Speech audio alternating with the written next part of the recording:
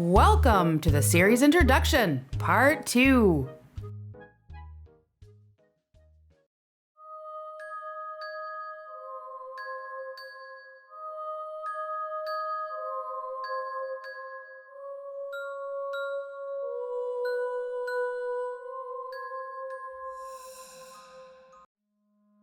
A new decade and a new story.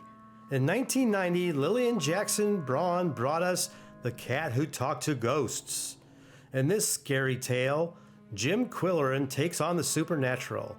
Some say that ghosts are haunting the Goodwinter Farmhouse Museum, but the man folks call Mr. Q does not think so.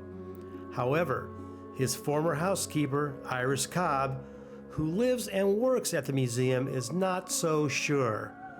She is the only one who hears knocks and moans in the night. Quillerin learns of the mysterious death of Ephraim Goodwinter 85 years earlier. Ephraim founded the town's original newspaper, the Picayune, and was a powerful lumber baron and a rich mine owner. And there's a connection to Ephraim's death and the secret noble sons of the new society. Coco and Yum Yum help the man to sleuth out clues connected to the murderer in the story.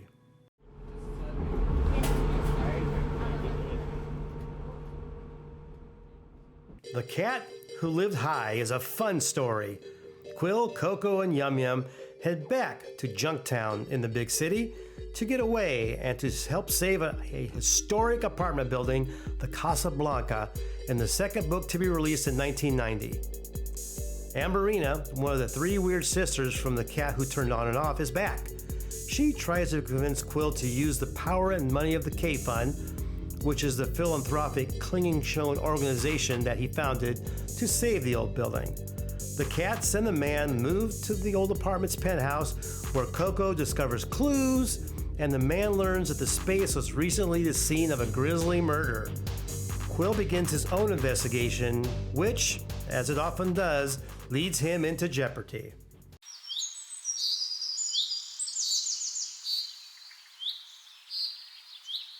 "1991 was the year that we learned of The Cat Who Knew a Cardinal. In this story, there's a change of residence for the man and the cats, who move into an old apple barn on the Klingenschon estate. The man is woken every morning by a noisy cardinal whom Coco seems fascinated with as he watches the bird from his window seat. During a walk through his apple orchard, Quillerin finds a body.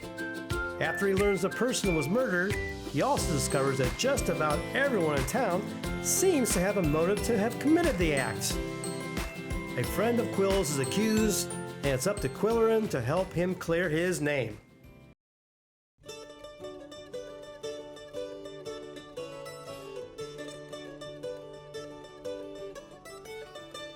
The Cat Who Moved a Mountain is another travelogue-like story about Quill, Coco, and Yum Yum. Published like the last story in 1991, we are taking on a trip to the Potato Mountains. They rent a house on Big Potato Mountain, where Quillerin wants himself and the cats to get away for a while. 5 years has passed, and he has legally inherited the Klingenschon fortunes and his freedom. So the trip is a way to celebrate that. There's a murder, of course. During a fight between developers who want to improve the mountains for housing and business, and the Taters, who are the area's original mountain folks. Will the area be redeveloped into a tourist trap, or will the locals win and preserve their home? And who murdered who? Will our man figure it all out?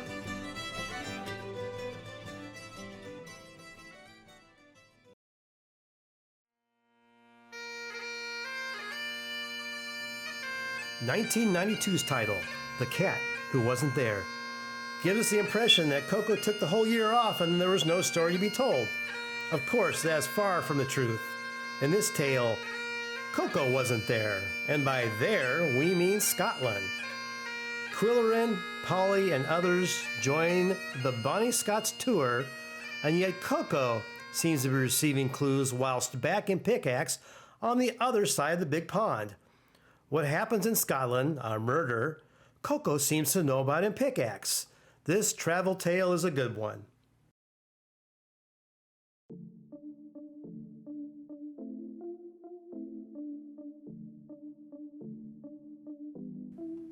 Quillerin moves into the Gage mansion, and he and the cats are on a treasure hunt in The Cat Who Went Into the Closet. The house has 15 rooms, and this is the 15th book in the series. Coincidence? And 50 closets. So in this story from 1993, Coco will be busy pawing around for clues. One of the coolest aspects of the story is Quillerin's creation of a simulated radio newscast he calls The Big Burning of 1869, in which he does a one-man play, presenting it to the community. There's a suicide in faraway Florida that relates to the mansion, and it is up to Quill and the cats to see if there's a connection and a solution.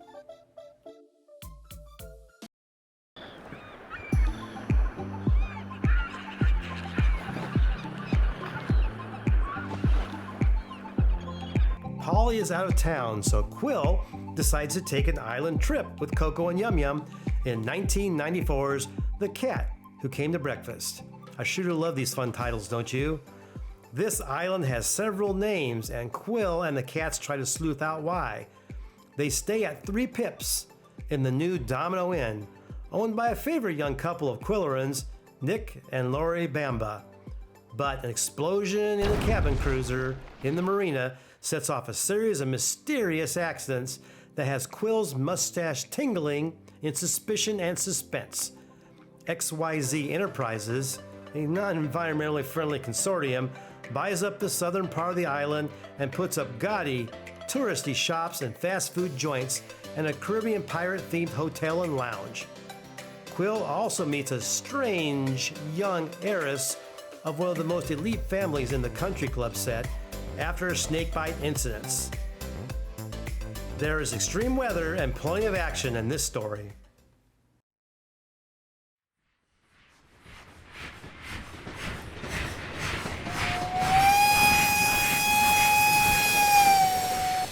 "1995 not only gave us Microsoft Windows 95, sorry, I'm a big-time computer retro nerd, but The Cat Who Blew the Whistle." Yes, this story is a choo-choo train-related story. It, like the last story, is a bit shorter than many of the other stories, coming in at around 160 pages. Quill, Coco, and Yum Yum investigate the disappearance of a wealthy railroad buff in this mystery after a fun party ride on an old steam locomotive, the celebrated Engine Number 9. But will Coco blow the whistle on the true culprit in this intriguing crime? Quillerin writes a funny folk song dedicated to the old Number 9 and gives it to Derek Kuttlebrink, a much celebrated and often idolized local young man, to perform.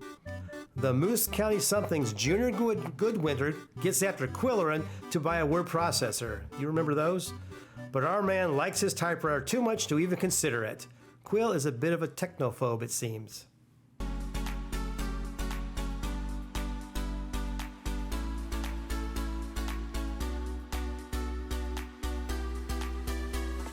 The Cat Who Said Cheese came out the next year in 1996.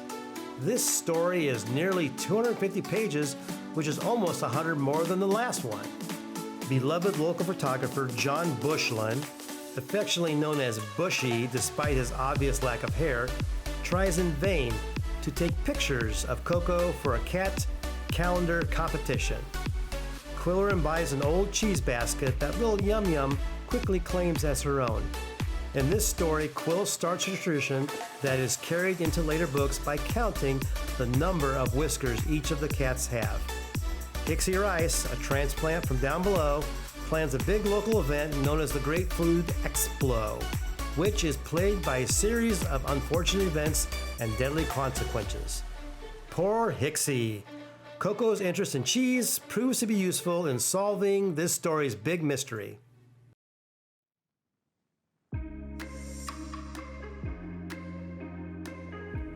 The last and 10th story in this set, part 2 of the video series, is the 19th story in the Cat Who series, The Cat Who Tailed a Thief. This came out in 1997. Petty thievery breaks out in Pickaxe, and the normally snowy Moose County is also threatened with something worse, a green Christmas.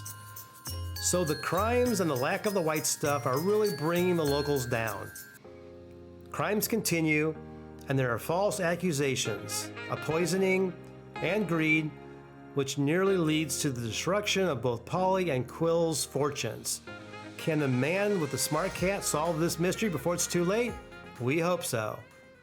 Okay, that is the second 10 stories. The last 12 will continue in the final Part 3 video. See you there, Cat Who fan.